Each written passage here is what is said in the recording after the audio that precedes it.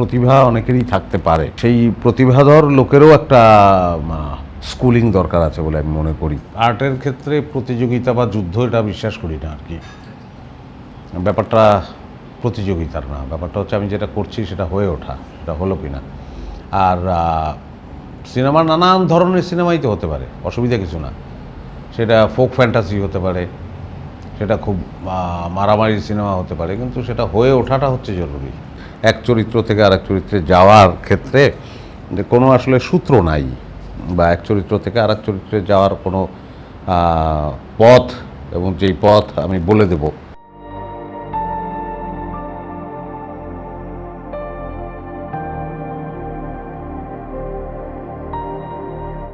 এরকম কোনো ব্যাপার না আসলে। একটা চরিত্র করছি, আমার পেশা হচ্ছে অভিনয় করা, এবং অভিনয় করতে আমার ভালো লাগে। তো আমার ভালো লাগে বলে পরবর্তী যে চরিত্র আমার সামনে আসে সেই চরিত্রে আমি ডুব দেওয়ার চেষ্টা করি। আমি সাধারণত একটু তো এই ফেসবুক বা এইসব থেকে একটু, হ্যাঁ, এর থেকে একটু আমি আলাদাই বলা যায়, একটু বিচ্যুত, এগুলোর মধ্যে অতটা নাই আমি। দ্যাটস ওয়াই হচ্ছে কি, সমালোচনা কোথায় কী হচ্ছে সেটা আমি অতটা জানতেও পারি না। যদি দেখা যায় যে সমালোচনা করলো সেই বিষয়টা বোঝেই নাই, কিন্তু সে হচ্ছে যে আসলে তার কিছু বলতে ইচ্ছে করছে, মানে বলার জন্যই বলা, যেহেতু ফেসবুক জিনিসটা তার হাতে আছে এবং সে দুইটা লাইন লিখে ফেলতে পারে, সেই বলার জন্য বলা হলে তখন তো সেটা আসলে বিরক্তি তৈরি করে এই আর কি। কিন্তু ঠিকঠাক সমালোচনা হলে সেখান থেকে তো আসলে জানার আছে, বোঝার আছে।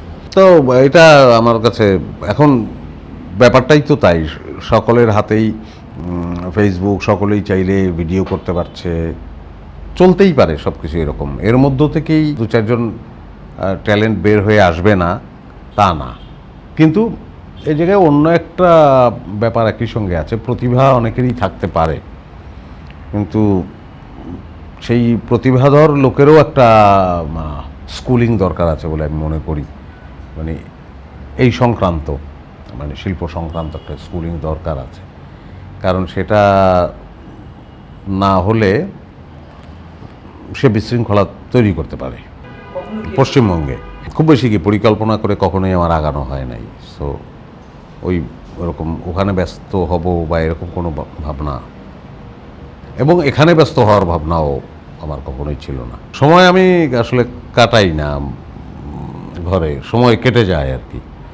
ঘরে যখন থাকি, যখন যা ইচ্ছা হয় বিশ্রাম নেওয়া, একটু টেলিভিশন দেখা, এই আমার কাছে আসলে আমার ভাবনা ভুল হতে পারে, কিন্তু আমার কাছে যে প্ল্যাটফর্মে কাজ করি, আমার কাছে মনে হয়েছে যে কাজটা আমার অভিনয়ই করা কাজ, সেইটা মনোযোগ দিয়ে করা, ওই বারবারই একই কথা হলো যে একটু ডুব দিয়ে করা, ওর মধ্যে একটু বসবাস করে কাজ করা, আমি খুব বেশি পার্থক্য পাই না আসলে।